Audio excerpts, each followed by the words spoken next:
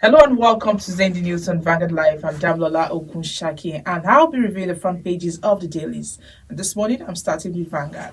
Vanguard is leading with 2023 Tinubu meets Wike, two PDP governors in London.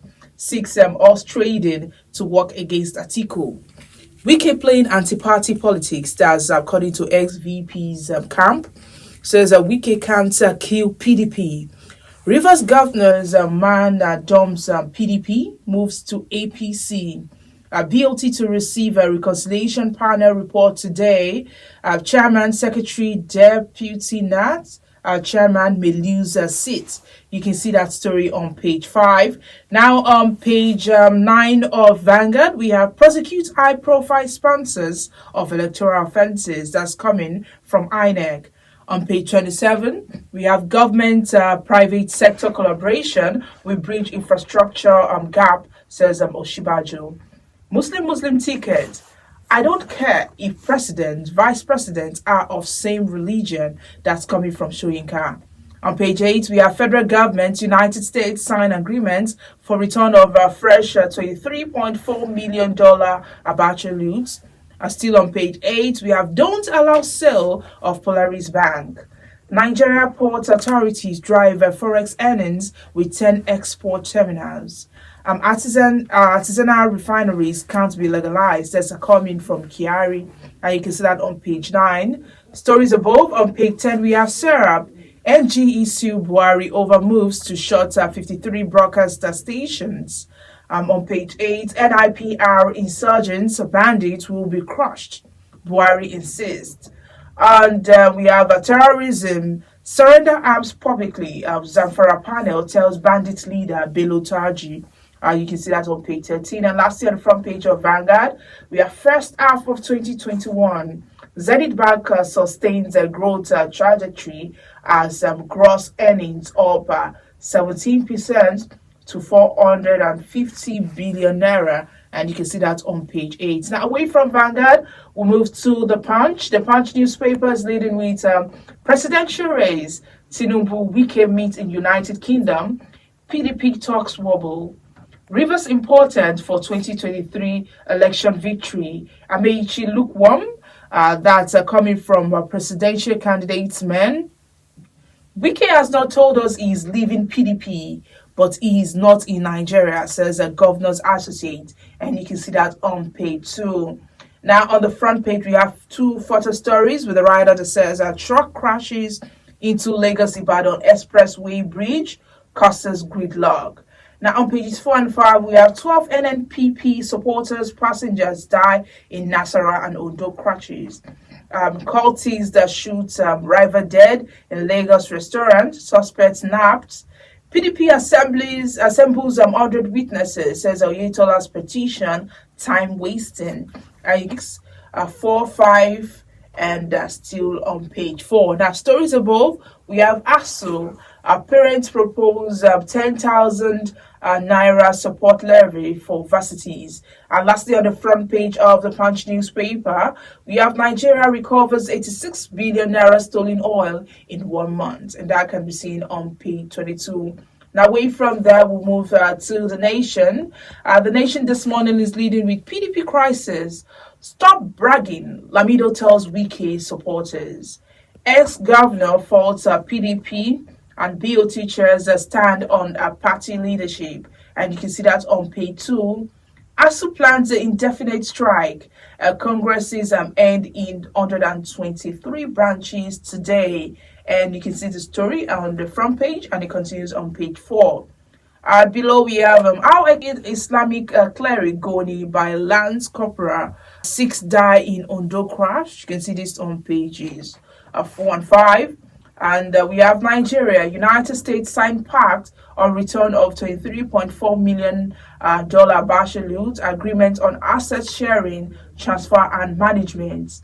Flooding, presidency query state on ecological funds. We also have why I stoned my sons to death. You can see this story on page 2 and on page 3.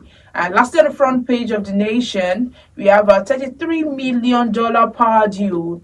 finance power ministers to face reps. You can see that on page 3. Now, away from the Nation, we'll move to the Guardian. The Guardian this morning is leading with Wike raises stake, leads PDP governors to meet Tinubu.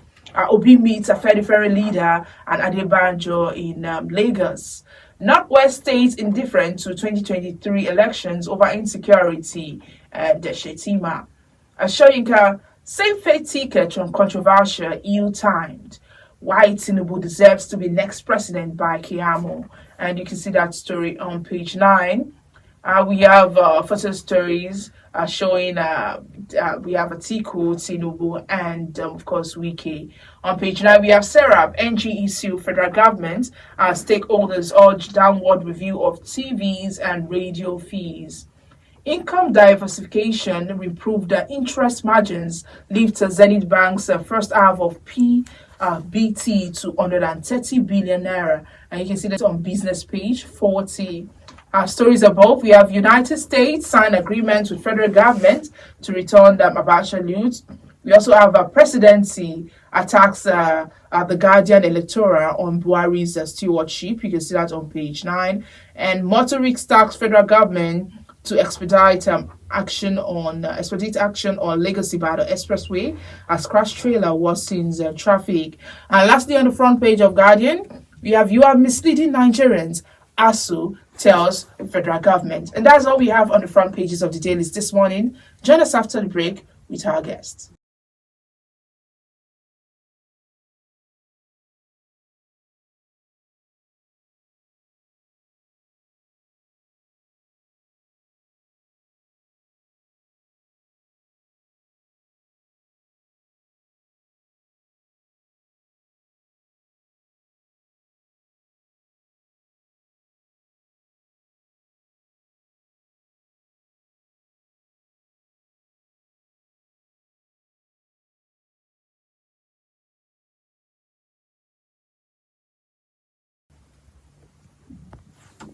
All right, welcome back. If you're just joining us, this is Today in the News on Vanguard Live. I'm Damlola Ogunshakin. Joining me to analyze the front pages of the dailies is Mr. Bero Lajibi. He's Executive Director of Emergency and Risk Alert. Good morning, Mr. Bero. Good morning. It's a pleasure being with you. Yes, thank you very much. Now let's go straight to the front pages of the dailies. And of course, the crisis rocking PDP yesterday took a new dimension as the presidential candidate of APC met with Governor Nyesom Wike of Rivers State and some PDP governors in London on Monday night. And of course, some of these PDP governors said they are loyal to Tinubu, and that includes a reliable source informed Vanguard that it's Sheyi Makinde of Oyo State and his Abia State counterpart, Dr. Okize Ikpeazu. Now, of course, if you've been following through with it, you would have seen, you'd have heard some of the stories of the things going on in PDP. The fact that Governor Wike, requested that Ayu should be removed as the party's chair. Now, what do you think about this meeting with the APC presidential candidates? Well, the window is open for transfer, like what you have on the field of football. I think that is what is playing out. But having said that, let me quickly state that PDP is the architect of its own misfortune. When you have a party that is not sincere to its and committed to its own constitution, the constitution, the section that speaks about rotation, everything in order if the power has shifted to the south. But because of the greediness of an individual, specifically Alhaji Abubakar Atiku, the PDP chose to violate the provision of its own constitution and retain the presidential ticket in the north. And at the same time, this is the same party that had earlier sold the chairmanship to the north with the hope that the presidential candidate will come from the south. But now you have a misfortune, the party has a misfortune of having the PDP presidential candidate from the north and at the same time the chairman of the party from the north, making it a symbol of inequity when it comes to sense of justice injustice within the party. And I think that is what Wike is responding to. Though he has his own problem that he lost out and he was not recognized, he felt that he had been shortchanged. That is personal to him and to his politics. So I think this is the advantage that Asiwaju Ahmed Tinubu is capitalizing on in order to recruit Wike so that he could actualize his own presidential ambition as an opposing party to the PDP.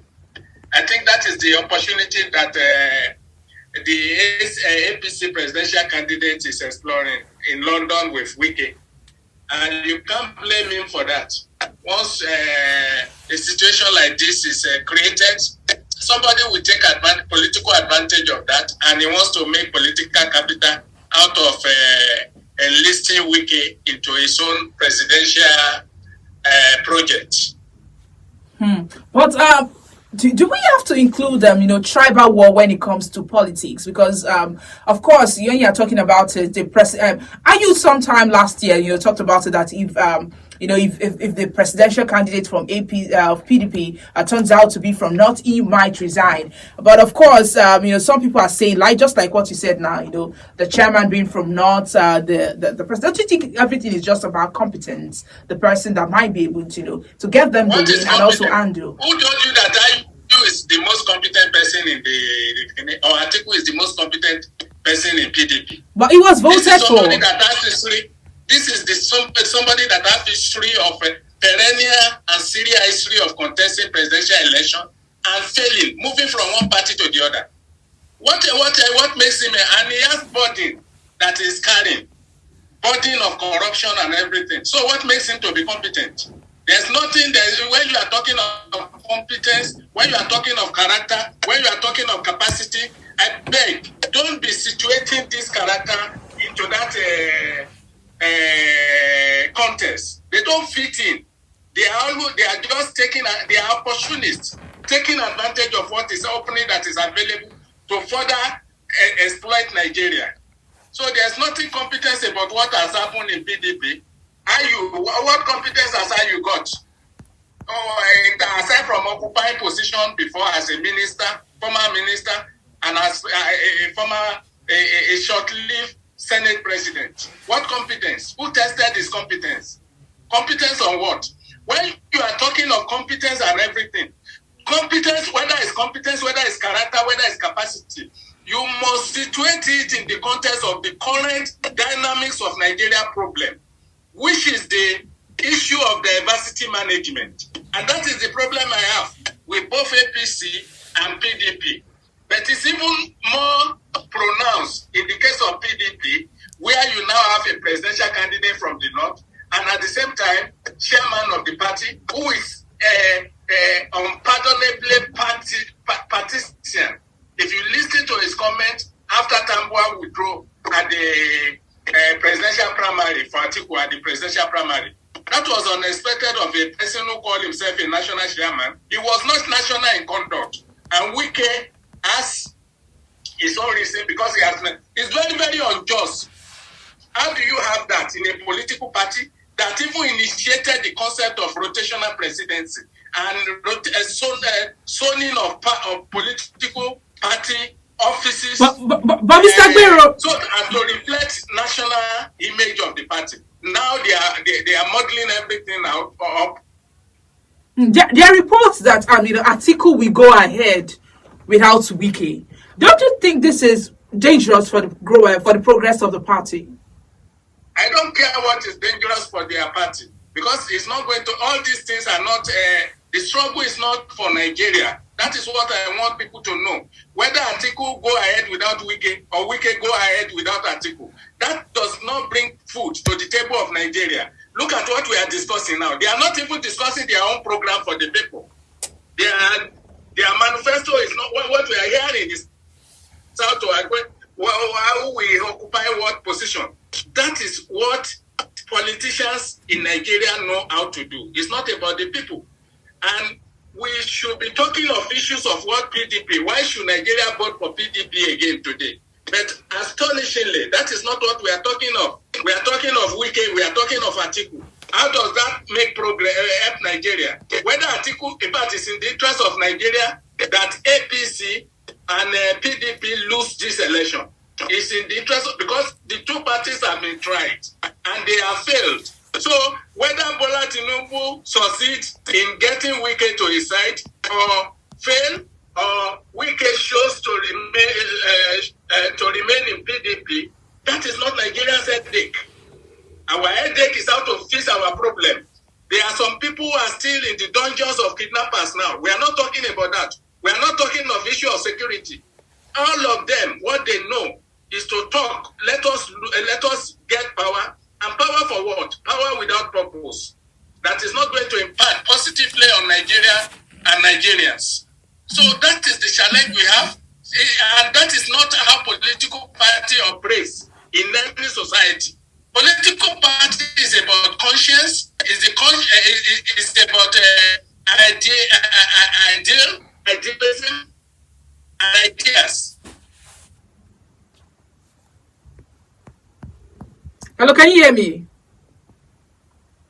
Yes, I can hear you now. All right. Did you, on Monday, I'm not sure if you read the, some of the informations on the NBA, where Shetima, also Atiku and Peter Obi talked about, the things, their plans for Nigeria. And it's like, this is like one of the biggest, the times that we've heard their plans for Nigeria. And of course, they touched on the things that Nigerians wanted to hear, like, of course, the education aspect, the security, and some other things. So what do you think about their discussions? With Atiku saying, he's going to give access, he's going to give the private owned state, the federal owned universities to the private to state so that they can handle better. And, them also touching on insecurity and saying they're going to, do better. What do you think about their plans? Atiku, Peter Obi, and also Tinubu? The same story of tragedy. In fact, it was very, very tragic for Atiku Abubakar. Atiku Abubakar to say before the Nigerian Bar Association and the Nigerian Bar Association conference that is going to hand over federal university to the state. He made a statement categorically. But the following day, because of the backlash, do you know that he has denied it? Is that the type of character you need to become president? And Peter Obi was reinforcing it at the same question, and that question was equally evil. What is federal government doing with with education? Has state done better with education? Those are the problem. When you want to solve a problem, you look at it. How do you get education running in this country? When I mean education, I mean functional education.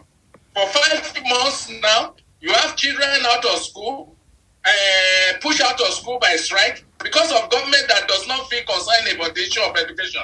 And this character went to Bar Association conference to reinforce the old trick in a new way, which is not wise anyway. Atiku has recapitulated. He has denied what he said just day before yesterday. Just the same way he denied that he didn't order the social media message on Deborah. Is that the character you want to become president? So, and what is Shetima saying here? Shetima, who represented Asiwaju Bola Tinubu, was reversing. He was there to tragically reverse role that should happen under their presidency by saying that he will manage, he will be in charge of security while the president, if elected, Asiwaju will be in charge of economy. That is a reversal of our constitution. It's the vice president that should be in charge of economy. While we hold, is he the commander in chief? That means that these people these people don't even know their job description. And when they know it, you can see vista that they have opened for conflict within a common presidency. So I don't think I have not seen anything new that they have said. There's nothing, no ingenuity in the presentation, no capacity for reflection on what we have been going through, and no capacity for thinking forward on what the solution to the problem will be. That is what happened, tragically happened, day before yesterday. All right, they were protecting interest. What they said was not in the interest of the people, but rather in the interest of the elite class that they represent. All right, let's talk about INEC. Of course, still talking about 2023 election. INEC yesterday called for the arrest and prosecution of high-profile sponsors of electoral offences. They made the call at the public hearing of a bill for an act to establish the National Electoral Offences Commission and Related Matters 2022. What do you think about this, their call? I don't know what to make of their call until they have told me the failure they have recorded or the using the conventional court in achieving this result. We should not be fixated about a system that is not working. We should at least test the system that is already on the ground. Election is seasonal. So, what will the judges of court on election be doing after that? Except what can be said now is to appeal to the Chief Justice of Nigeria to set aside during election some judges who will preside over electoral violence issues, inducement or compromising during election. You can advocate for that, not separating, having a new court and everything. After election, off season, what will the judges be doing? What manner of court is that? We have conventional court. How many courts are we going to have? We want to have court on kidnapping. We want to have court on election, court on terrorism, court on this. Where is the resources to hold the functionality of those institutions if they are formed? But Mr. Court. According to what their request is, they said since 2015 general election, 125 cases of electoral offences were filed in various courts, of which 60 convictions have been secured so far, and that's including the most recent one in Akwa Ibom State. So they're saying that they would like to see more successful prosecution of offenders. Yes. I say for the. It doesn't matter the number. For the case of what we are saying is that during election, consciously and deliberately, the National Judicial Council and the Chief Justice of the country can decide to set aside a segment of Nigeria court for the purpose of election cases, including that of tribunal that will hear cases from election and those who commit crime during election, so that their trial can be rapidized. Their trial can be expeditiously dealt with. So we cannot creating another court for that purpose alone. Do you know look, all this exists because nobody has been severely punished. You are thinking of, you have numbers of this and everything. If you have made examples of people who have been snatching ballot boxes all the while, going to 5 years in prison, 10 years in prison without option of fine, including politicians that are sponsoring them, do you think people will not think twice before they continue it? It festers because we have not allowed that to have consequences. When you operate under a situation where people commit crime without consequences, it's going to expand. That is what we are seeing now. So they should not ban this figure of numbers of prosecution that they have made or what they are filing in court to justify the fact that there should be a dedicated court to be for purpose of electoral violence. We can go through conventional court. That is how we created security. This is not efficient. Police is not efficient. We created this type of security, this outfit and everything. And today, none of them is efficient. None of them is efficient. None of them can provide security for Nigerians, offer protection to Nigerians, security to the land and offer protection to Nigerians. So it's not about how many things you create. It's about the consequences, how you enforce your law, how you reform your justice administration system. So we have a justice administration system that is defectively incurable. And the only way is for us to reform that so as to begin to function as a system that punishes offenders and set free those that are innocent. You said that is what we can advocate for. All right, so let's move away from that and talk about of course, the Abacha loot, and of course, the United States of America for the said that for the protection of a total, they returned a total of $23.439 and $724 that was allegedly looted by the later former military head of state, General Sani Abacha. What do you think about this return of his loot? Well, I've written on this Abacha and other people, and I call them the topic of that article, Grave of Gold. So we are mining gold from Abacha's grave, and we have not ceased. And some people still confess that Abacha did not loot, like the president said one time. So this is confirmation that Nigerian leaders are wicked, they are sadistic, and the level of their wickedness is immeasurable. If we are still talking of Abacha nearly 25 years of his demise, it's terrible that we have a country like this. And is it Abacha alone that was involved in that looting? Do you know that governor of this thing was indicted?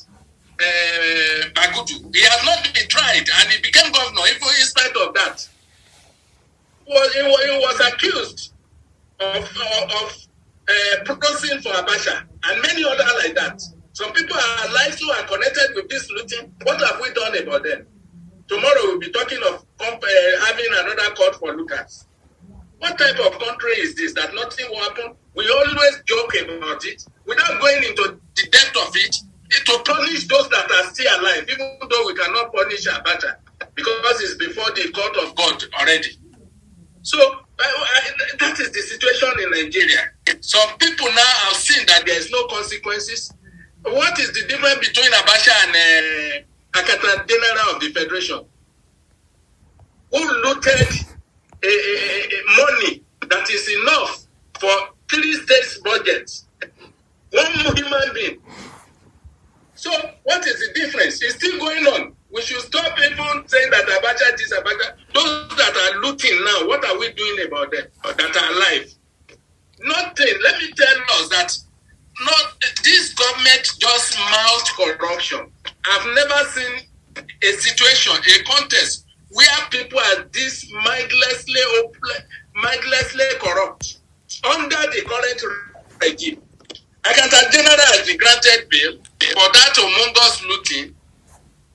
Should that happen in a Nigeria of today that is desperately in need of resources to engineer its development? So we will continue to see a lot of Abacha, they are dead or alive, as long as people feel that there's no consequence for committing crime, particularly corruptive crime of looting. Thank you very much, Mr. Gbero Olajigbe, for joining me this morning. It's a pleasure being with you. Thank you. Yes, and of course, he's the Executive Director of Emergency and Risk Alert, and he just analyzed some of the stories on the front pages with us this morning. Now, to get more of our top stories, you can follow us on all the social media platforms showing on your screen on Facebook, Instagram, Twitter, TikTok. Our WhatsApp number is also displayed on your screen. And don't forget to visit our website, www.vanguardindia.com, to get more of our top stories and things going on around the world.